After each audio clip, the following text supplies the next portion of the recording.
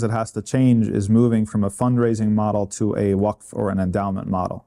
So right now, the status quo is you've got a handful, half dozen to a dozen big donors in a community, and they're the ones who write the checks every year at the Ramadan fundraiser in the middle of Tarawih that keep the community going. And as long as that's the model, then you're essentially captive to their vision of what the mosque is going to be.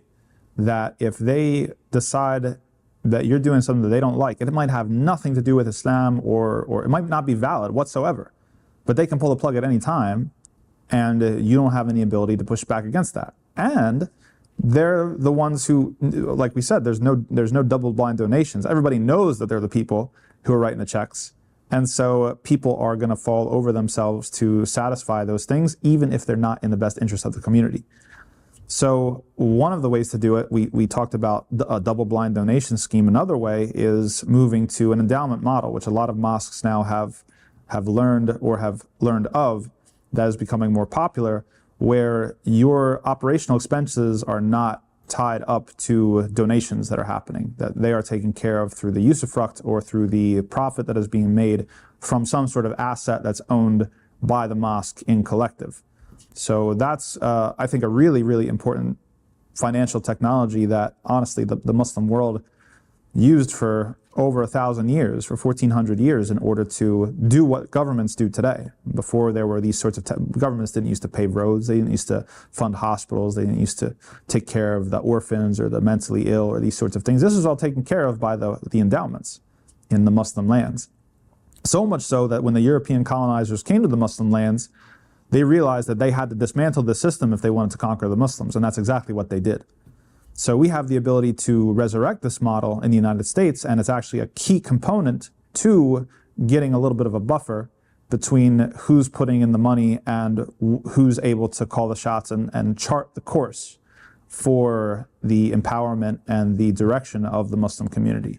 That way, if you have a rental property, you're collecting rents, whatever you have your profit that you're making off of it, you put back into the asset what you need to maintain it. You're not going to be a slumlord, right? But whatever's left over is going to be dedicated towards something.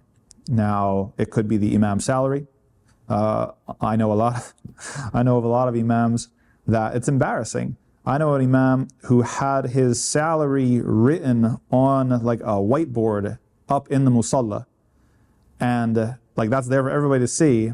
And when they fundraise, and the imam is supposed to fundraise, it's as if he's begging for his own salary. That's not uncommon. Okay, so think about what you're doing to your religious leader and what messages you're sending and how emasculating and infantilizing that sort of is, and how undignified that is. As opposed to, we know that this is coming from here, and this is something that our operational expenses, I think the goal for every mosque is that our operational expenses should be covered by the endowment.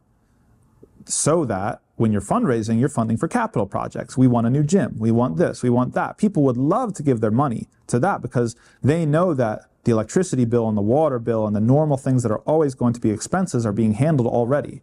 Then you can grow as a community. But as long as every mosque is passing around the hat just to keep the lights on and pay the imam, and you're not even really paying the imam that much, we can't really expect to take off like that as a community.